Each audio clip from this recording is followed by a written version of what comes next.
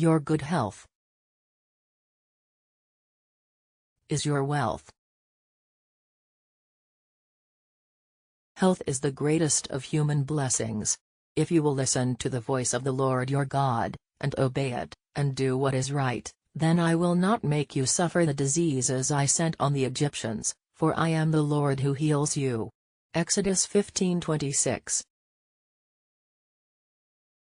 The medication in the drugstores are powerless in comparison with the mighty life-giving, life-inspiring cures which live in the great within of our bodies.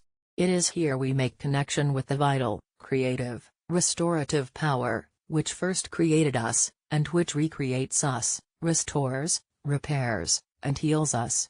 As a man thinketh in his heart so is he. Proverbs 23:7. Health can be established only by thinking health, just as disease is established by thinking disease, just as you must think success, expect it, visualize it, make your mind a huge success magnet to attract it, if you are to attain it. So if you want to be healthy, you must think health, you must expect it, you must visualize it, you must attract it by making your mind a mighty health magnet to attract more health, abundant health. As long as physical defects, weaknesses, or diseased conditions exist in the imagination, as long as the mind is filled with visions of ill health, the body must correspond. Because our bodies are but an extension of our thoughts, our minds will be externalized, a form that can be experienced. Health is based upon the ideal of the body's perfection and the absolute denial of disease, the denial of everything but the ideal condition, upon the idea that only that which is good for us can be real in the highest sense of the word, that all physical discords are only the absence of harmony, not the reality of our being, the truth of us. Health is the everlasting reality, disease is the absence of reality. In proportion to the physician's ability to suggest perfect soundness of body to his patient, to visualize him as physically perfect, in proportion to his power to see and to impress upon the mind of his patient the image of the ideal, instead of that of the diseased, discordant, suffering individual, will he be able to help him? The creative forces in the patient will all the time be building into the tissue of his body, the reality of the perfect image, the image of the sound, robust being which the physician projects into his mind. We all know that the benefits received from physicians and medicines or drugs depend upon faith, the patient's expectancy of relief, his belief that he is going to be cured. Destroy this faith and you kill the value of the remedy. Physicians will know that when a sick man's faith and hope are gone there is very little chance for his recovery. This is why they refrain as long as possible from telling a patient that there is no chance for him, because they know that this affects him as the death sentence affects a condemned criminal. It takes away hope and thus destroys the only rallying force which can possibly tide the patient over in a crisis. Every physician knows that courage, hope and expectation of a cure are powerful aids to healing. He counts upon these to supplement his specific treatment. Expectancy of relief is literally of itself a powerful remedy. Many people have undoubtedly been cured of disease by their great faith in some worthless patent medicine. For a long time, they believed that if they could only get that particular remedy, the medication, they would be cured. Their expectancy was so great, their hope so large, and their faith so powerful that when they realized the conditions which they believed would make them well they got the benefit of their positive thought. The value is not in the drug. The curative quality comes from the person's faith in it. Destroy faith in it and you destroy the value of the remedy. There must be faith in the physician or the sick person will get no benefit from his treatment. Faith must accompany the drug, the prescription, or it will be powerless and the cure will be in proportion to the faith. If the patient's mind is prejudiced in the very least against the physician or if they fight against the remedy, the medication, this will neutralize the influence that otherwise might be beneficial. The diseased cells in any part of the body can only be repaired by the creative energy, the life force in the cells themselves, and this must be stimulated by hope, faith, expectancy of relief. It is powerfully reinforced by faith in a certain physician or a certain remedy. We have proof of this in the fact that the same remedy may have a wonderful curative effect upon one patient who possesses great faith in the physician and the remedy, while the same thing will have no effect whatever upon another lacking faith but having a similar constitution and temperament and suffering from exactly the same disorder. In other words, under exactly the same circumstances, the same remedy will have a powerful effect when animated by faith while it will have no effect whatever without faith. While there is no denying the fact that the majority of people fill medicine cabinets with all sorts of concoctions that work chaos in mind and body, it would be suicidal to condemn entirely the practice of medicine and the use of drugs and other physical remedies as long as the vast mass of the people believe in them because their faith will help them. If the fixed belief of the human race is that certain remedies will cure certain diseases, corresponding results will temporarily follow their use, for the body conforms to our faiths, our beliefs. But look back over medical history and see what ridiculous remedies the human race has believed in. They had their day and perhaps served their purpose, but because the progress of the world has taken us far away from them, how superstitious and absurd they seem to us today. There have been hundreds of medications for rheumatism, each one of which had its time and then passed away. The history of medicine is largely a history of the rise and decline of people's faith in different medications. Tens of thousands of such pharmaceuticals which have been used with good results in medical practice in the past are now obsolete because the faith of the physicians, the faith of the public have gone out of them. They were effective while people's faith in them continued. But when the faith they had inspired evaporated, their value also evaporated. Everything depended upon the reputation of the cures, upon the belief in its power. A similar thing is true of popular physicians.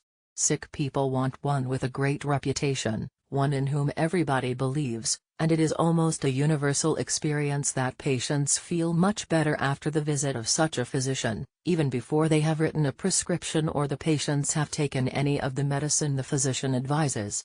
And every physician knows how common it is for unknowing patients to feel very much better just after taking a dose of prescribed medicine, long before it could possibly have gotten into the patient's circulation or physically affected them. Physicians really owe their success largely to people's faith in them and their medications. Faith is at the bottom of all cures, at the bottom of all achievements, physical or mental. Religious history is full of examples of people who have been cured of all sorts of diseases by going to famed miraculous springs, by bathing in sacred waters, or streams supposed to have great curative qualities. Great watering places, famous health resorts, and healing springs all have a similar history. The faith of the sufferers in all such instances works the apparent miracles. All of these things show that it is not the superstition, it is not the ceremony, it is not the relic, it is not the medicine, it is not the sacred water, but the faith that is the cure. This is the principle in all methods of healing, from those practiced by the lowest ill-mannered person to the modernized civilization. The faith of the sufferer is the chief thing. Christ never said my faith, but thy faith hath made thee whole. Faith in the shrine, faith in the remedy, in the superstition, in the physician, in the surgeon, faith in the hospital, faith in any and all methods of healing, this is the main thing. The Indian medicine man with all his hideous and ridiculous voodoo cures perhaps quite as large a percentage of diseases as does the average physician of today. Vast multitudes of people whom no medicine or material remedy could help have been cured at the various shrines which they sought at tremendous sacrifice to themselves because of their profound faith, their absolute conviction that in this way, and in this way only, could they be cured. Faith is the supreme remedy of the human race.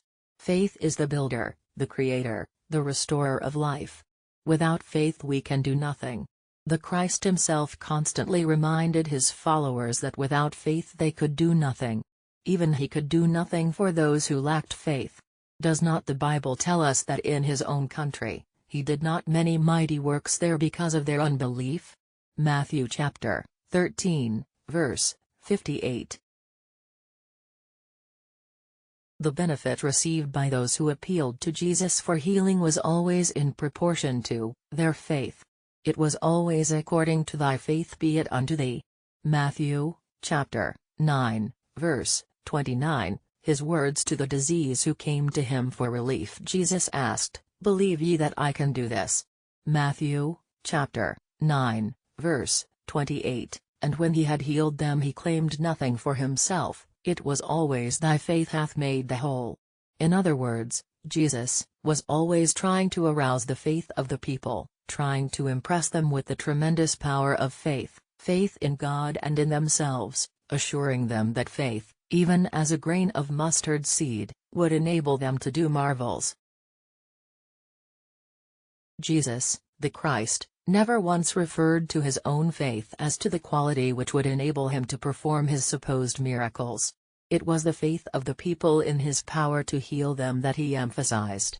And just think what Christ's reputation for healing meant to the ordinary people, the reputation of the man who was performing such wonderful miracles, opening the eyes of the blind, making the lame to walk, the dumb to speak, the deaf to hear, curing the leper of his supposedly incurable disease, and even raising the dead to life.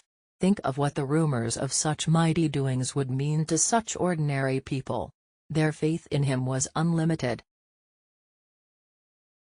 The healing qualities of the remedies used by physicians are so largely due to faith in them, which physicians themselves acknowledge. Why not leave out the drug and apply only the healing faith? Why not depend wholly upon faith, as Christ did? Because truth destroys the roots of the disease, which many physicians now believe to be entirely mental. Christ never once referred to any other healing principle than faith. It was always faith, and this is the principle on which all mental healing is based. The success of the mental healer depends upon his own faith and the faith which he is able to stimulate in the patient. If there is no faith, there is no cure. Some will say that many people are cured without faith, even against their will, but the very fact that these people seek treatment is proof that they do have faith, or they wouldn't go to the doctor. Of course, the doctor's faith has much to do with healing, but a real permanent cure can only be effected through the faith of the patient. The healing principle is in the patient himself. It is always the God force within that heals. It is the same force that created you and sustains you, every moment of every day, the force that comes to your rescue in all your troubles, that same force which rushes to unite the broken bone, to heal the cut or wound, to repair the crushed tissue, to make you whole again. There is only one healing force, and that is the creative force, the God force. This is the same creative principle which develops the acorn and carries it up to the giant oak tree that develops a tiny bud to a beautiful full-blown rose. It is this creative principle which is everywhere present in the universe, which exists in every atom, which is, in fact, the reality of every atom in the universe, for the reality of everything is God. The reality of ourselves, the truth of our being is God, otherwise we could not exist. It is no outside power which comes to our rescue, sustains us, holds us up, and guides us. It is the creative God power within us. This creative power is inherent in every cell of our body, in every particle of matter. This is the reality of us, the truth of our being. We literally live and move and have our being in God. A realization of this truth, a never-increasing awareness of our oneness with the Supreme Power will bring ever-increasing peace and tranquility of mind and health to our body. A ever-increasing sense of this oneness with God awareness will increase our mental sense of well-being, of security, of safety from all that would enter you or destroy your happiness. To think of the presence and power of God as a healing life force is to come in actual mental contact with that presence, that force. We do not realize the power of thought because we do not appreciate the fact that we actually come in contact with whatever we think about or contemplate. This contact is no less real because it is mental, and it has power to influence the body, as well as the mind. Never think of yourself as weak, diseased, sick, deficient in any faculty, in any function. Think of yourself as perfect and immortal, and your mind and body will tend to respond to this demand for wholeness and completeness. The image of deadly conditions, every sick or weak suggestion held in the mind are fatal. The sick thoughts, weak, impaired thoughts, make a weak, impaired body and a crippled mentality. Think wholeness, think completeness regarding yourself. If you really believe that you are made in God's image, you cannot think too magnificently of yourself. No matter how your body may seem to contradict this idea of yourself, persist in holding it, and the weaknesses, the deficiencies and the discords which block your progress will gradually give way to the dominance of the divine image in you. The life processes within you will build the outward manifestation of this magnificent image of yourself, and you will become godlike. Many people who do not understand the science of mental healing think it is affirming what we know to be untrue, to persist that we are all right when our bodies are racked with pain and we are unable to work. But when we say we are well, even though we are suffering pain, we mean that the reality of us is well, that the truth of our being cannot be sick, cannot suffer, cannot know any discord, because that is affirming the truth of our being. You should always affirm the truth of your being, not its untruth, its error. Affirming your spiritual ideal always and everywhere will help you to grow into His likeness, into the likeness of perfection, while the contemplation of disease, the habit of looking at it as a reality, of regarding it as a truth, will tear down all of your physical building, will keep you constantly susceptible to disease.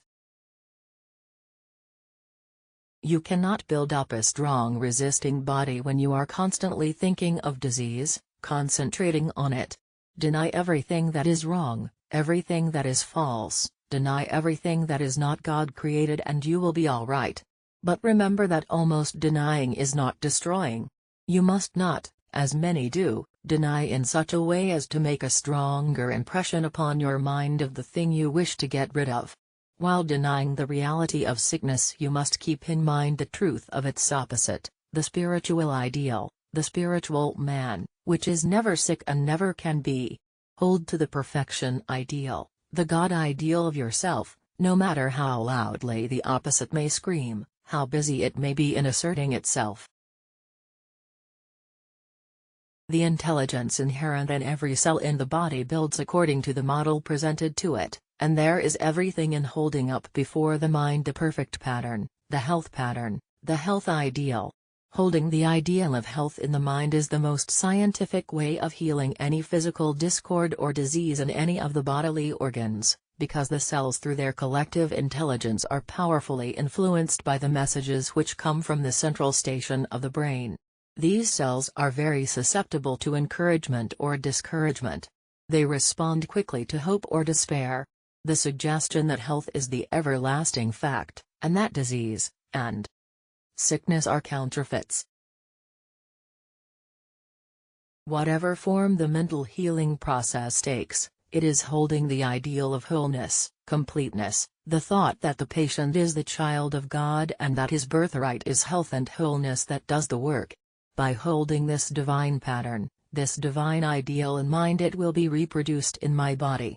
You can never establish health except by thinking and affirming health principles. You must hold the health ideal. You must constantly and vigorously assert, I am health, I am vigor, I have a robust constitution, I am power, I am perfect physically. The Creator never handicapped me by passing along to me the inherited weakness or disease tendency without putting in me a force which is more than a match for it, without giving me the ability to overcome. My health is based upon the consciousness of the truth of my being, the reality of me. It is based upon what I have inherited from God, my Maker, and this knows no disease, no weakness, no sickness, no deterioration, no death. What I have inherited from God, my Maker, is eternal, as He is eternal. The time is rapidly coming when disease and sickness will not be mentioned in the home, when all physical defects and weaknesses will be unacceptable.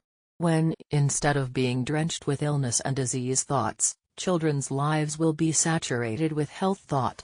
The thought of wholeness, of completeness, physical and mental energy, beauty, grace, joy, gladness, optimism will take the place of the old discouraged, sickness and disease thought and conversation in the home. In the future we shall live up to the health ideal designed for us, because we shall hold the right thoughts about ourselves. Simply stopping our aches and pains and curing disease is not enough. It is the overflowing fountain, not the one that is half full or just full, that makes the valley below green and glad. It is abounding health, health that is bubbling over, superabundant energy, that counts. This is the health that makes living a joy. If you charge your whole nature with the health ideal, if you think health, dream health, talk health, if you believe that you are going to be strong and healthy, because this is your birthright, your very magnetism will be healing to others. You will be a living illustration of the power of God's divine mind over all sickness and disease. Good health is the greatest of human assets. Peace. Make each day a health-filled day.